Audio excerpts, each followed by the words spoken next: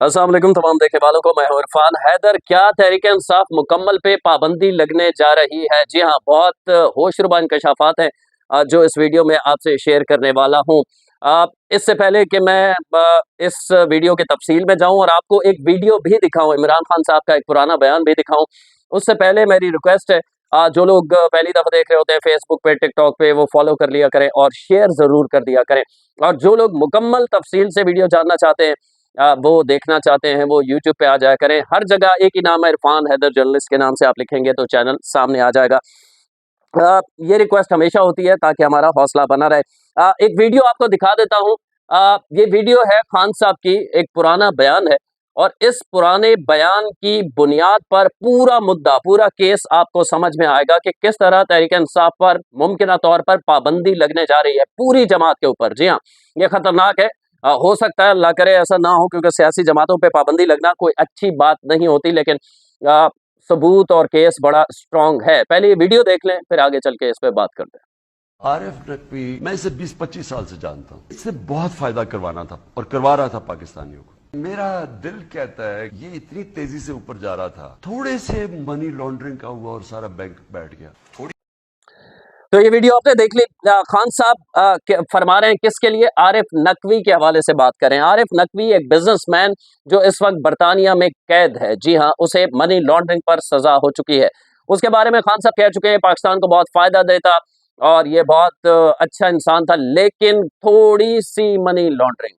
अब ये जो थोड़ी सी मनी लॉन्ड्रिंग है ना, इसने खान साहब को भी साथ फंसा दिया है और आरिफ नकवी तो ऑलरेडी सजा भुगत रहे हैं बरतानिया में और अमेरिका में भी मतलूब है। सारी तफसीलात आपके सामने रखता हूँ। असल में मैं बात करने वाला हूँ फॉरेन फंडिंग केस के हवाले से, जो फॉरेन फंडिंग केस के हवाले से मीडिया में 8 साल चलता रहा, 10 साल तकरीबन, लेकिन वो बाद में इलेक्शन कमीशन ने इसे ममनुआ फंडिंग करार दिया। हुआ ये है कि 2014 के अंदर, नवंबर 2014 में अकबर एस बाबर, जी हाँ, जो कि तहरीक इंसाफ के अपने ही फाउंडर थे, उन्होंने तहरीक इंसाफ पर इलेक्शन कमीशन में केस किया, इल्जाम लगाया कि इमरान खान और उनकी पार्टी खुफिया अकाउंट्स के जरिए ममनुआ फंडिंग ले रही है, जो कि अलाउड नहीं है। असल में है ये कि इलेक्शन कमीशन के अंदर ये कानून है और आइन हमारा ये कहता है कि कोई भी सियासी जमात सियासी तौर पर अपनी जमात के लिए फंड जो है वो सिर्फ पाकिस्तानियों से ले सकती है, या बैरून मुल्क रहने वाला भी पाकिस्तानी हो।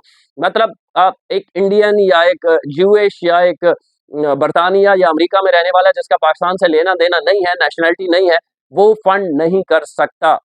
और फिर आप उस फंड की तफसीलात, पार्टी में कब, कहाँ से कितना फंड मिला, ये इलेक्शन कमीशन में दर्ज कराना लाजमी होता है। अगर आप छुपाएंगे तो फिर आपको सजा उसी तरह हो जाएगी जिस तरह नवाज शरीफ साहब का अकामा निकला था। गो के अकामा गैर कानूनी नहीं है, लेकिन उस अकामा की बुनियाद पे नवाज शरीफ को जो पैसे आने थे, गो के वो आए भी नहीं थे, उस बुनियाद पे नवाज शरीफ ताहयात नाअहल हो गए थे। अब मैं आपको बताता हूँ, ये केस 2014 में दर्ज हुआ, 8 साल चलता रहा। उस वक्त शुजा पाशा, ज़हीरुल इस्लाम और बाद में फैज हमीद साहब चूंकि चाहते थे कि खान साहब की पार्टी को आगे लेके चलना है, इन्हें वजीर आजम बनाया, जो 2018 में इस्टेब्लिशमेंट ने उन्हें बनाया भी, तो उन्होंने इस केस को रुकवा के रखा। अकबर एस बाबर को इस दौरान मना भी किया गया, धमकाया भी गया, उन्हें लालच भी दिया गया, हर चीजें हुई, और लेकिन अकबर एस बाबर डटे रहे कि गैर कानूनी तौर पर फंड आ रहा है तहरीक इंसाफ के लिए। अब जब ये केस चलता रहा और 2022 में इस केस का फैसला आया, तो फैसला बड़ा दिलचस्प था। इलेक्शन कमीशन ने इस फैसले में साबित किया है कि टोटल जो तहरीक इंसाफ के अकाउंट्स हैं, जो ऑफिशियली तहरीक इंसाफ ने इलेक्शन कमीशन को बताए हुए हैं, वो 39 है, 39 अकाउंट्स हैं। 13 ऐसे अकाउंट्स थे जो सामने आए, जो इलेक्शन कमीशन में डिक्लेयर नहीं किए गए थे, वो खुफिया अकाउंट्स थे। ठीक है, और खुफिया अकाउंट्स में 21 लाख डॉलर्स की 1800 ट्रांजेक्शन हुई हैं। मतलब किसी ने $100, किसी ने $50, किसी ने जिस तरह जिसकी औकात है फंडिंग करते रहे। इन 13 अकाउंट्स में जो इलेक्शन कमीशन को बताए नहीं गए थे, खुफिया रखे गए थे। 21 लाख डॉलर टोटल बनता है। इलेक्शन कमीशन ने जो इल्जाम साबित हुआ बताया 2022 में, 2014 में याद रखिएगा केस चला था पीटीआई के खिलाफ, और 2022 में इसका फैसला आया कि बैरून मुल्क गैर कानूनी फंड लेना, गैर कानूनी फंड्स भी लिए गए, यानी उन लोगों से लिए गए जिनका पाकिस्तान से लेना देना नहीं है, वो सियासी तौर पे फंडिंग नहीं कर सकते, गैर कानूनी है। उसमें ज्यूइश भी थे, उसमें इंडियन शहरी भी थे। तो बैरून मुल्क गैर कानूनी फंड लेना, एक ये चीज साबित हुई 2022 में इस केस में। पार्टी बैंक अकाउंट्स को छुपाना, 13 अकाउंट्स छुपाए गए थे, ये भी साबित हो गया। इलेक्शन कमीशन को गलत मालूमात फराहम करना, यानी 39 अकाउंट्स बताए और 13 अकाउंट्स और थे जो नहीं बताए गए। अब अकबर एस बाबर खुद तहरीक इंसाफ के बानियों में से हैं। ये नून लीग या पीपल्स पार्टी या किसी और ने केस नहीं किया था। ये सियासी केस जो कह देते हैं ना तहरीक इंसाफ वाले, तो ये केस उन्होंने नहीं किया था, अपने ही अकबर एस बाबर ने केस किया था। अब इस केस में मजीद आगे जो पेशरफ्त हुई, इलेक्शन कमीशन ने उस वक्त तहरीक इंसाफ को 2022 में बैन नहीं किया, लेकिन अब हुआ क्या है, अब 57 सफात पर मुश्तमिल चालान FIA बैंकिंग कोर्ट को भेजा गया है कि इन लोगों ने धोखाधड़ी में कौन कौन शामिल थे। अब उनके खिलाफ पर्सनल भी कार्रवाई होगी। इसमें मरकजी मुल्जिम इमरान खान को करार दिया गया है और 11 मजीद इसमें मुल्जिमान हैं, जिनमें 3 मुल्जिमान इश्तिहारी हैं। जी हाँ, इन 3 में आरिफ नकवी का नाम भी शामिल है। याद रखिएगा, जिसकी इब्तदा ने खान साहब उसकी कसीदा गोई कर रहे हैं, उसकी तारीफ कर रहे हैं बैठे हुए आरिफ नकवी की, ये उसी को करार दिया गया इश्तिहारी, जो कि बरतानिया में इस वक्त सजा काट रहा है। मनी लॉन्ड्रिंग के अंदर उसे सजा हो चुकी है। इसी आरिफ नकवी का सारा ये गेम था। कैसे, आगे चल के आपको बताता हूं। तो इसे फिलहाल इश्तिहारी करार दिया गया है। अब आगे चले तो इन 13 अकाउंट्स में जो सबसे ज्यादा ट्रांजैक्शंस हुई हैं, जो फंड छुपाया गया है या पर्सनली खान साहब के पास आता रहा है, अगर आप आरिफ नकवी के बारे में कहीं भी सर्च करें गूगल पे, चैट GPT पे, कहीं भी, तो उसमें ये आता है कि आरिफ नकवी वो शख्सियत हैं जो शौकत खानम के लिए दुबई में, अमेरिका में और बरतानिया में फंड रेजिंग करते हैं। ठीक है, अब फंड रेजिंग करते हैं वो कहाँ, किसके लिए? शौकत खानम के लिए, और भेजते कहाँ हैं? खुफिया अकाउंट्स में। ठीक है, इलेक्शन कमीशन में साबित हुआ। वो खुफिया अकाउंट जो है वॉटन क्रिकेट लिमिटेड के नाम से एक कंपनी बताया गया था इलेक्शन कमीशन को कि ये कंपनी है, इसके मालिक आरिफ नकवी हैं। और आरिफ नकवी ने बताया कि ये रजिस्टर जो कंपनी है वो कैमन आयरलैंड में रजिस्टर है। जब इलेक्शन कमीशन ने आयरलैंड से राब्ता किया सारी तहकीकात की इन 8 सालों में, तो इस नाम की वॉटन क्रिकेट लिमिटेड के नाम से कोई वहां कंपनी आयरलैंड में मौजूद ही नहीं है। मतलब एक फर्जी कंपनी का बैंक अकाउंट बनाया था आरिफ नकवी ने, चंदा जमा होता था शौकत खानम के लिए और खान साहब को वो पर्सनल आ रहा था। अब समझ में आ रही है कहानी। अब आगे चलें। अब थोड़ी और मालूमात कि आरिफ नकवी गिरफ्तार क्यों हुए, जिनके खान साहब तारीफ कर रहे हैं। आरिफ नकवी इसलिए गिरफ्तार हुए कि अबराज ग्रुप के नाम से उनका एक इंटरनेशनल बिजनेस था, अमेरिका में, बरतानिया में, इधर उधर, तो पाकिस्तान में। अब आरिफ नकवी मनी लॉन्ड्रिंग करते हुए अबराज ग्रुप 2018 में बैंक दिवालिया कर गया था। ठीक है, डिफॉल्ट हो गया था, जिसकी वजह से उसने अबराज ग्रुप खत्म हो गया। 2018 में डिक्लेयर कर दिया, मैं दिवालिया हो गया हूं, मेरा कारोबार नुकसान में चला गया। 2019 में जब बरतानिया में तहकीकात हुई तो आरिफ नकवी गिरफ्तार हो गए। मनी लॉन्ड्रिंग कर रहे थे। मनी लॉन्ड्रिंग किसके लिए कर रहे थे? समझ आ रही है ना कहानी? अच्छा, एक और चीज, बरतानिया में उन्हें मनी लॉन्ड्रिंग पे सजा हो गई है, अमेरिका में भी वो मतलूब है। अमेरिका में किन बुनियादों पे वो मतलूब है ये भी आपको बता देता हूं।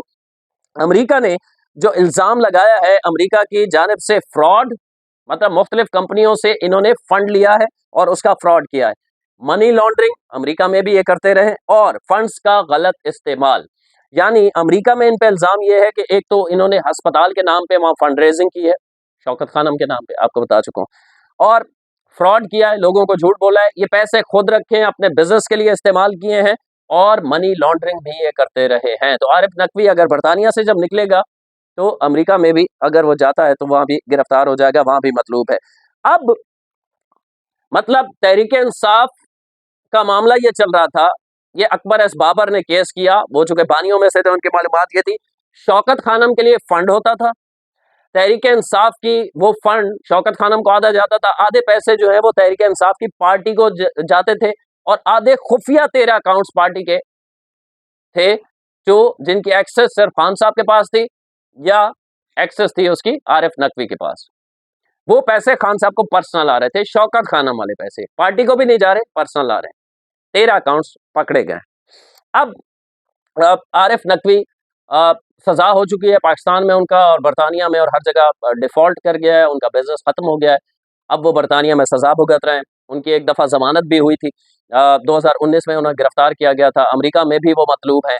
अब हुआ ये है, ताज़ा तरीन जो मालूमात है वो ये है कि इस केस में एक तो पार्टी बैन हो सकती है इलेक्शन कमीशन में। अब FIA बैंकिंग कोर्ट को ये केस मुंतकिल कर दिया गया है और इसमें क्या होगा, इसमें 11 मुल्जिमान हैं, जिसमें मरकजी मुल्जिम इमरान खान को करार दिया गया, 3 मुल्जिमान इश्तिहारी हैं और इनके खिलाफ फर्दन कार्रवाई होगी। कार्रवाई कैसे? इंडिविजुअल बेस पर, कि ये 11 लोग मिलकर धोखा दे रहे थे, फंड्स वहां से आ रहे थे और पर्सनल इस्तेमाल कर रहे थे। आरिफ नकवी इसकी सजा बरतानिया में भुगत रहे हैं और यहाँ पे इमरान खान समेत 11 जो दीगर लोग हैं उनके खिलाफ कार्रवाई होने जा रही है। तो इसमें खान साहब के लिए मुश्किल ये है कि कार्रवाई होगी उनके खिलाफ और मजीद सजा हो जाएगी इन 11 लोगों को खान साहब को मिलाकर। और अफसोस और खतरनाक बात जो है पीटीआई के लिए कि पूरी पीटीआई इसमें बैन होने जा रही है, नविश्ता दीवार है ये।